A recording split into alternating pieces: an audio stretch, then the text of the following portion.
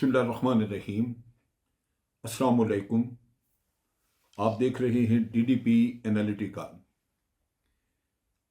एक तरफ तो मज़ाकरात का ढोंग, दूसरी तरफ पकड़ धकड़, और फिर एक इलेक्शन कमीशन जो कि पूरे पाकिस्तान की परसेप्शन है कि वो PTI के खिलाफ और PDM की हमायत में काम कर रहा है। उसके हर एक्शन में कुछ ऐसी चीज़ नज़र आती है जिससे अंदाज़ा ये होता है कि ये एक जैसा रवैया नहीं है सबके साथ।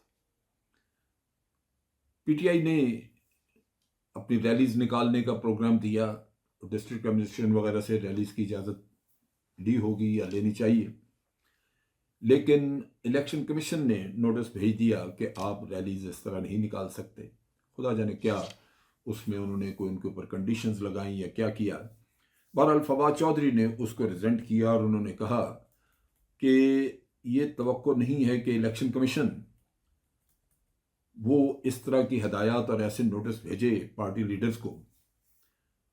और उन्होंने कहा कि ये काम तो इनका है इलेक्शन करवाना, लेकिन इलेक्शन करवाने के अलावा ये और सब कुछ काम करते हैं कि इलेक्शन नहीं कराते जो इनको करवाना चाहिए। बाकी ये बहुत कुछ करते हैं। और फिर इसी पे उन्होंने कहा कि ये किस किस्म की डेमोक्रेसी है, क्या इसे हम डेमोक्रेसी कह सकते हैं। तो एक बदमज़गी वहाँ मौजूद है जो इलेक्शन कमीशन के साथ लगातार चलती आ रही है, और दूसरी तरफ निगोसिएशंस हैं। फवाद चौधरी ने यह भी कहा कि निगोसिएशंस हम चाहते हैं कि कामयाब हों, लेकिन अगर कामयाब नहीं होती तो फिर हमारी स्ट्रेटजी एक मौजूद है, रैलीज निकाली जाएंगी।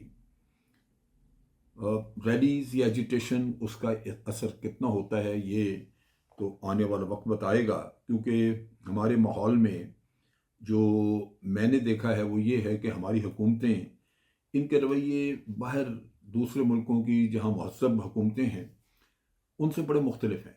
महज़ब ममालिक में, या जहाँ पे आप कह लीजिए कि हुकूमतें जमहूरियत के बारे में सेंसिटिव होती हैं, उसका ख्याल रखती हैं, वहाँ अगर सड़कों पे लोग कत्मे लेके ही खड़े हो जाएं और अपने उस पर नारे लिखे हों और अपनी रिजेंटमेंट लिखी हो, या सड़क पे खड़े तकरीर कर दें, तो वो हुकूमतें परेशान हो जाती हैं कि भाई मुजाहरे हुए हैं सो इसका कुछ करना चाहिए, सो वो मुतालबा की तरफ तवज्जो दे दें। लेकिन यहाँ आप धरना दें, लॉन्ग मार्च कर लें, सड़कों पे आके एहतजाज करें, तकरीरें करें, हुक्मरान उससे हिलता नहीं है। हुक्मरान को ये फीलिंग होती है कि ये मेरे मुखालिफिन है, ये धक्के खाते हैं, खाते रहें, मैंने अपने कान लपेटे में मैंने इनकी बात नहीं सुननी। वो हुक्मरान बात सुनने के लिए उसी वक्त तैयार होता है जब आप उसको बेदस्तोपा कर देते हैं, जब वो समझता है कि अब चीज़ें उसके काबू में नहीं रही, हुकूमत वो नहीं चला सकता, फिर तो आपकी बात सुनता है, वरना वो बात नहीं सुनता। आप बैठे एहतजाज करते रहें, रैलियाँ निकालते रहें, उस पर जून नहीं रेंगती। सो अभी PTI लाजमन इसके बारे में सोचेगी कि उन्होंने क्या करना है। लेकिन जो मज़ाकरात हो रहे थे उसमें बड़ी एक अजीब चीज़ नज़र आती है कि एक तरफ तो मज़ाकरात करने वाले लोग हैं, टीम है जो जाती है, बैठ के मज़ाकरात करते हैं। 2 राउंड हो चुके, तीसरा राउंड अभी होना है, जो कि गालिबन ट्यूसडे को रात 9 बजे कह रहे हैं जी वो मज़ाकरात होंगे। लेकिन इन मज़ाकरात के साथ साथ हुकूमती साइड से 2-3 लोग हैं जो कि लगातार मज़ाकरात को नाकाम बनाने की कोशिश करते रहते हैं। उनमें एक तो प्रेस कॉन्फ्रेंस की जावेद लतीफ़ साहब ने। मियाँ जावेद लतीफ़ को अब कोई पूछे कि भाई आपको प्रेस कॉन्फ्रेंस की क्या ज़रूरत है, आप क्यों, आपकी लीडरशिप भी, आपके लोग जो मज़ाकरात कर रहे हैं वो लगे हुए हैं, आप क्यों बिला वजह वहाँ पे कोई मसला खड़ा करते हैं। और उन्होंने जो स्टेटमेंट्स दी उसमें बड़ी ऑफेंसिव किस्म की कि इन दहशत गर्दों से मज़ाकरात करने के लिए हमें कोई मजबूर नहीं कर सकता। इनसे मज़ाकरात करने का मतलब ये है कि आप अपने मुल्क के दफा के ऊपर सौदाबाजी कर रहे हैं। अब ये बड़ी अजीब सी स्टेटमेंट है, मैं समझता हूँ कि गैर मुनासिब भी है। PTI को आप दहशतगर्द तो नहीं कह सकते। کیونکہ پی ٹی آئی نے جتنا بھی احتجاج کیا ہے ان کے اوپر دہشت گردی ہوئی ہے کہ ان کو گولیاں بھی ماری ہیں، آنسو گیس بھی پھینکی ہے، لاٹھیاں چارج بھی کیا ہے، ان کے گھروں میں دیواریں پھلانگ کے آپ گئے ہیں، جا کے اندر سے ریسٹ کیا، چار دیواری پامال کی، یہ سارا کچھ دہشت گردی ان کے خلاف ہوئی ہے۔ انہوں نے تو نہیں کی، انہوں نے تو سڑکوں پہ توڑ پھوڑ نہیں کی، بلکہ عمران خان کا باقاعدہ ان کو ہدایات تھیں کہ آپ نے کوئی بھی ایسا کام نہیں کرنا جس میں کہ تشدد کا ایلیمنٹ ہو۔ باوجود اس کے کہ گورنمنٹ کے اپنے جو انہوں نے چھوڑے ہوتے ہیں اس میں اپنے آدمی جو لوگوں کو اکساتے ہیں، وہ اکسانے کا کام بھی ہوا، لیکن اس کے باوجود پی ٹی آئی والے اس بات میں مصر رہے کہ ہم نے کوئی ایسا کام نہیں کرنا۔ چنانچہ کوئی بھی ایسی چیز نہیں ہوئی جس سے ہم کہہ سکیں کہ ان کو دہشت گرد کہنے کا کوئی چھوٹا سا معمولی سا بھی جواز بنتا ہے۔ دوسری طرف خواجہ آصف کو چھوڑا ہوا انہوں نے۔ خواجہ آصف صاحب فرماتے ہیں، پہلے تو انہوں نے کہا جی کہ یہ جو مذاکرات ہیں ہم بتمام حجت کر رہے ہیں، اور مقصد ان کا کہنے کا تھا کہ یہ مذاکرات برائے مذاکرات ہیں، باقی تو جو ہم نے اپنی پلان رکھی ہوئی ہم نے اسی کے مطابق چلنا ہے، آپ کو وہ ماننا ہوگا۔ ادھر حسن اقبال صاحب ہیں، ان کو بھی چھوڑا ہوا ہے، وہ بھی اپنے بیانات دے رہے ہیں۔ انہوں نے بیانات دیے، انہوں نے کہا کہ عمران خان کہہ رہے کہ جی 14 مئی تک اگر آپ نیشنل اسمبلی ڈیزالو کر دیتے ہیں تو پھر اس صورت میں تو ہم مذاکرات کو آگے لے کے چلیں گے، بات چیت ہوگی، اگر آپ وہ نہیں کرتے تو پھر ہم یہ کام نہیں کریں گے، یعنی آگے مذاکرات ناکام ہو جائیں گے۔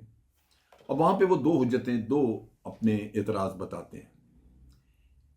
ایک تو یہ کہتے ہیں کہ جی یہ پری کنڈیشن رکھی ہے تو وہ تو ہم نہیں مانتے، لوزر یعنی اس کھیل میں نقصان اگر ہوگا تو پی ٹی آئی کا ہوگا، کیونکہ اگر مذاکرات ناکام ہو جاتے ہیں تو ہم الیکشن 1 سال ڈیلے کر سکتے ہیں، آئین میں گنجائش ہے، حالانکہ ایسی کوئی گنجائش نہیں ہے، لیکن پہلے کون سا وہ آئین پہ عمل کر رہے ہیں۔ اب بھی یہ ہو سکتا ہے کہ وہ آئین کو پامال کر کے 1.5 سال اور نکال جائیں، کوشش تو ہوگی، کیونکہ جب آپ کو نظر آتا ہو کہ آپ الیکشن نہیں جیت سکتے اور حکومت چھوڑنے کو جی نہیں چاہتا تو آپ لازماً کوئی نہ کوئی ایسی حرکت کریں گے کہ آپ چلتے جائیں۔ تو وہ پی ٹی آئی کو یہ دھمکی دے رہے ہیں کہ نقصان آپ کا ہوگا۔ باقی رہی بات ایجیٹیشن کی، آپ ایجیٹیشن کرتے ہیں تو کرتے رہیں، وہ قانون ان کو نپٹا لے گا۔ ایک بات جو اور انہوں نے کی، انہوں نے کہا کہ یہ عمران خان کہہ رہے ہیں کہ 14 مئی کو اسمبلیاں 14 مئی تک نیشنل اسمبلی ڈیزالو کر دیں، اگر ہم ڈیزالو کر دیتے ہیں تو بجٹ کون پیش کرے گا؟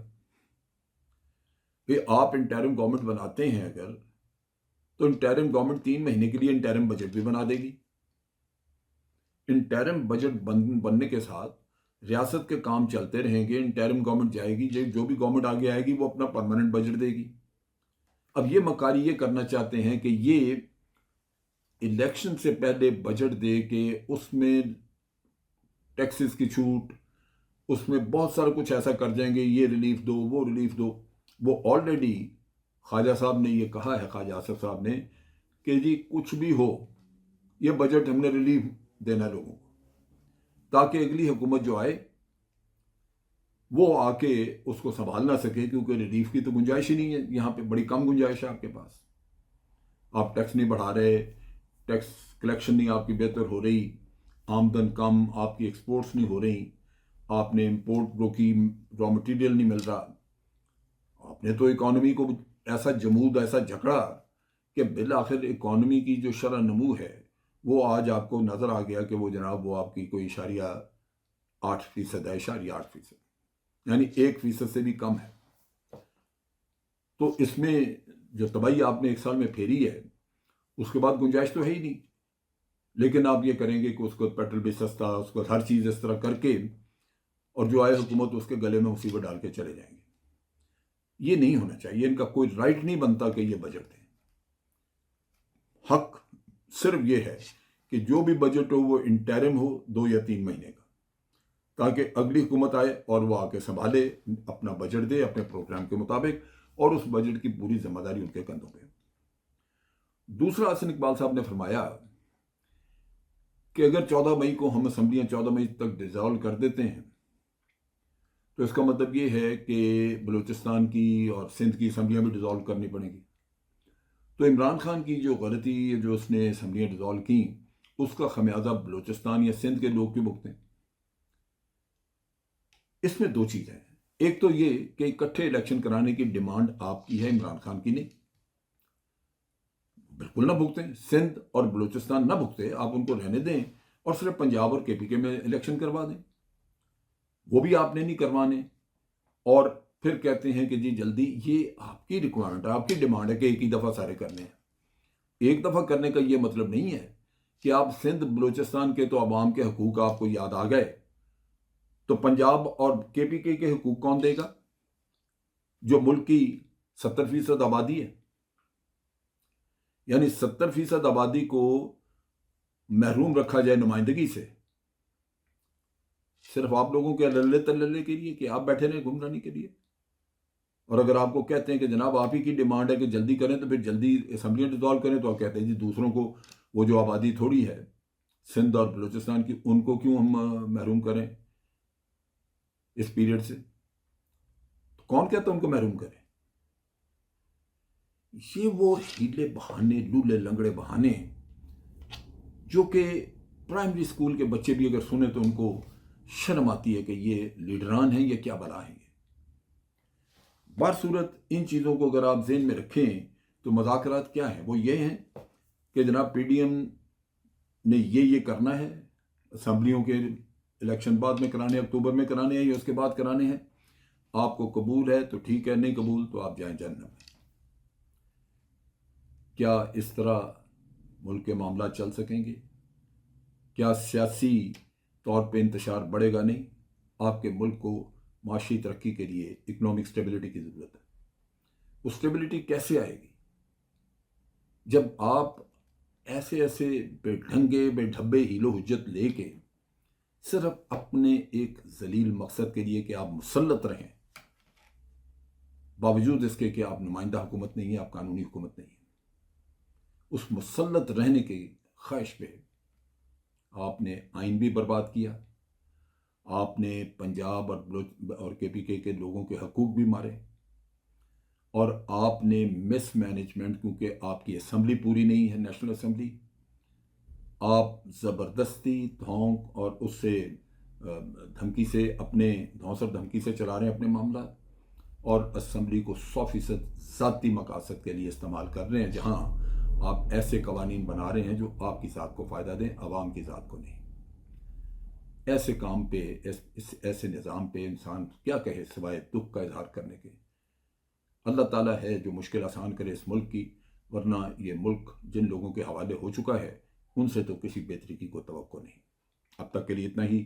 فوج پاکستان زندہ باد، پاکستان پائندہ باد.